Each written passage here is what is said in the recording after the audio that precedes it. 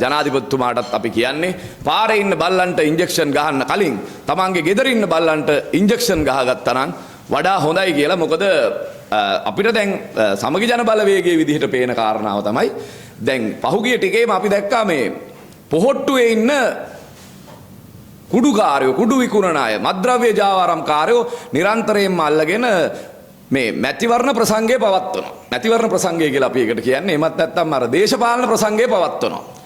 අපි අහන්නේ මේ පොහොට්ටුවේ ඉන්න මත්ද්‍රව්‍ය ජාවාරම්කාරයෝ ඇල්ලුවේ මාලිමාවේ ඉන්න මත්ද්‍රව්‍ය ජාවාරම්කාරයන්ව ප්‍රමෝට් කරන්න. ඒතර අර කට්ටිය ඇල්ලුවාම ඒගොල්ලෝගේ පක්ෂේ ඉන්න අයට පුළුවන් මේ බිස්නස් එක ලස්සනට කරගෙන යන්න.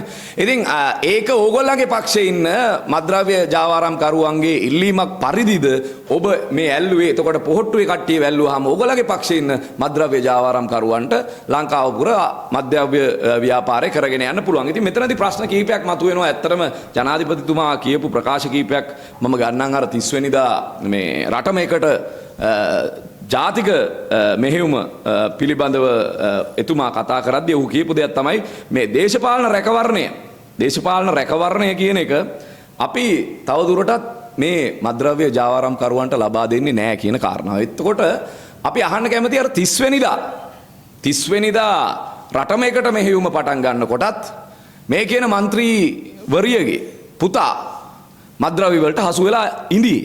එතකොට ඒ පිළිබඳව දැනත් ඒ පිළිබඳව එලිකරේ නැතුව රටම එකට මෙහෙයුම පවත්වමින් ඔබ කාටද ඇඟිල්ල දික් කරේ? ඔබ ඇඟිල්ල දික් කරේ පොලිස් නිලධාරීන්ට. ඔබ ඇඟිල්ල දික් කරේ රේගු නිලධාරීන්ට. ඔබ ඇඟිල්ල දික් කරේ ආගමන විගමන නිලධාරීන්ට.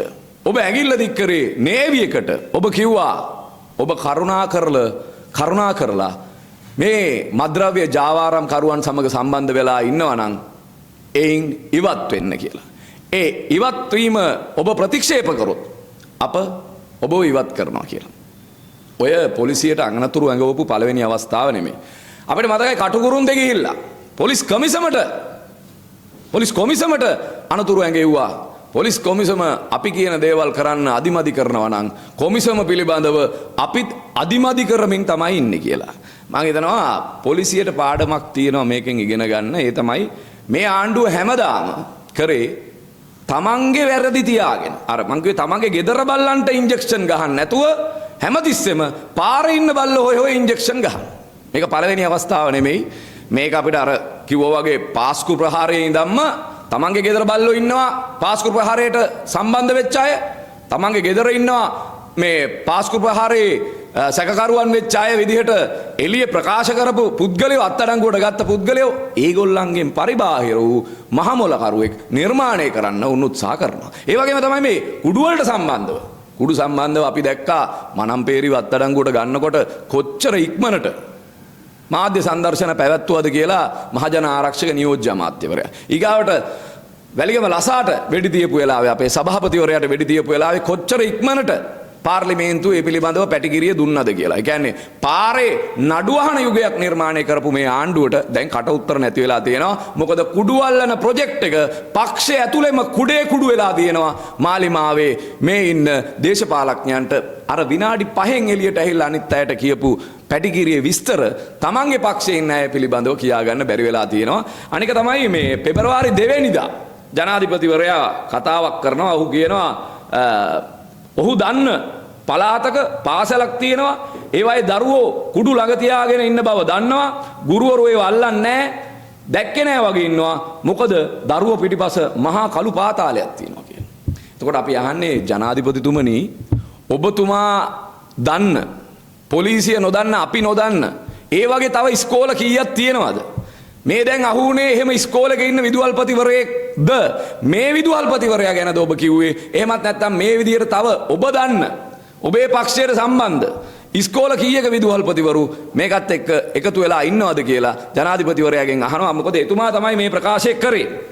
එතකොට අනිත් පැත්තෙන් අපි අහනවා එතුමා කිව්වා ඒ පක්ෂෙම තිබ්බා ඒගොල්ලන්ගේ විද්‍යාත්මක ක්‍රමවේදයක් තියෙනවා. අනිත් අය වගේ නොමිනේෂන් දෙන්නේ නැහැ. විශේෂයෙන්ම සමගි ජන බලවේගයට ලොකු චෝදනාවක් කරා.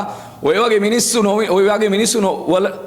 මිනිස්සු නොමිනේෂන් දෙන්න කලින් සමගි ජන බලවේගයට තිබ්බේ නැද්ද ඒක නවත්තන්න කියලා. දැන් අපි අහනවා ඒගොල්ලන්ගෙන් ඕගොල්ලෝ ගාව තිබුණා කිව්වනේ විද්‍යාත්මක ක්‍රමවේදයක් මේ පක්ෂේ ඉන්න අයට නොමිනේෂන් දෙන්න. ඒ විද්‍යාත්මක ක්‍රමවේදය මොකද්ද? ඒ විද්‍යාත්මක ක්‍රමවේදය තුල නොමිනේෂන් ලබා දෙන විද්‍යාඥයින් කණ්ඩායම කවුද? අන්නේ කණ්ඩායම අපිට දැන් දැනගන්න කැමති. මොකද මේ විද්‍යාත්මක ක්‍රමවේදය ඕගොල්ලන්ගේ තිබිච්ච පිරිසිදු ලිස්ට් එක, ඒ පිරිසිදු ලිස්ට් එකේ විද්‍යාත්මක ක්‍රමවේද වලට කොහොමද ඒගොල්ලන්ව ගත්තේ? ඒ මෙහෙයුමට සහභාගී වුණු ඔබේ විද්‍යාඥයින් කණ්ඩායම කවුද? අන්න ඒ අය දැන් ඔබේ පක්ෂය වෙනුවෙන් සමාජයට වග කියන්න ඕනේ නැද්ද? මම මේ ප්‍රශ්නෙත් එතුමාගෙන් අහනවා. දවසේම තියෙන ජනාධිපතිතුමාගේ මේ රටම එකට මෙහෙයුම සම්බන්ධව ඔහු කරන මේ දේශපාලන ප්‍රසංගය සහ මේ මැතිවරණ කෝලම දවසින් දවස විහිළුවක් බවට පත් වෙන එක ඒ පිළිබඳව තමයි අපි අද දවසේ කතා කරන්නට ආවේ. ඒතර මේ විද්‍යාත්මක පදනම පිළිබඳව මම ප්‍රශ්න කරා. ඒ වගේම තමයි එතුමා මේ ඔක්තෝබර් 30 වෙනිදා මේ ප්‍රසංගය පවත්වන වෙලාවෙත් අත්අඩංගුවට ගත්ත පුද්ගලයෝ පිළිබඳව ඔවුන් දැනගෙන හිටියා. ඒ අය පක්ෂයේ නියෝජිතයන්ගේ පුතෙක් කියලා දැනගෙන හිටියා. දැනගෙන හිටලත් තමන්ගේ පක්ෂයට ඇඟිල්ල දික් කරන්නේ නැතුව එවලෙත් ඇඟිල්ල දික් කරේ පොලිසියට, රේගුවට, ඒ වගේම ආගමන විගමන දෙපාර්තමේන්තුවට, ඒ ඇතුළු සියලුම බාහිර පාර්ශවයන්ට ඇඟිල්ල දික් කරන අතරවාරේ තමන්ගේ පක්ෂයෙන් මේ විදිහට කුඩු අහු වෙනකොට අර විදිහට මාධ්‍ය සංදර්ශනයක් පවත්වන්න තරම් සදාචාරයක් ඔවුන්ට නැද්ද? අඩුම තරමේ අනිත් පක්ෂ මේ වෙනකොට ඔය මම දැක්කා අනිත් පක්ෂයක් වුණත් ඔය මනම්පේරි අහුවෙලා පොඩි වෙලාවෙන් ඔහුව පක්ෂයෙන් ඉවත් කරා කියලා නිවේදනයක් දැම්මා. අද වෙනකන් කිසිම උත්තරයක් නැහැ. සමහර මාධ්‍ය ආයතන තියෙනවා මේ නිවුස් එක ගාපු විදිය බලන්න. කොච්චර නිවල ගැහුවද කියලා නම් ගම් මුකුත් නැහැ. දැනට මාසෙකට කලින් අහුවෙච්ච කෙනෙක්ගේ පියෙක් වහු වුණා. ඒ සිද්ධිය සම්බන්ධව ඔහු අත්අඩංගුවට ගත්තා කිව්වා මිසක් වෙන කිසිම කතාවක් කිව්වේ නැහැ. ඒ නිසා එක රටක් එක නීතියක් එහෙමත් නැත්නම් නීතිය සැමට පොදුයි වගේ කාරණාවක් කියලා මේක යට ගහන්න බෑ. අනිත් පක්ෂවලට අයිස් කැව්වනම් අනිත් පක්ෂවලට පාතාල ජාවාරම් කරුවන් කියලා චෝදනා කරා නම් අද ඔබේ පක්ෂයෙන් මේ පිළිබඳව අහන ප්‍රශ්නය මොකක්ද කියලා අපි ජනාධිපතිතුමාගෙන් අහනවා.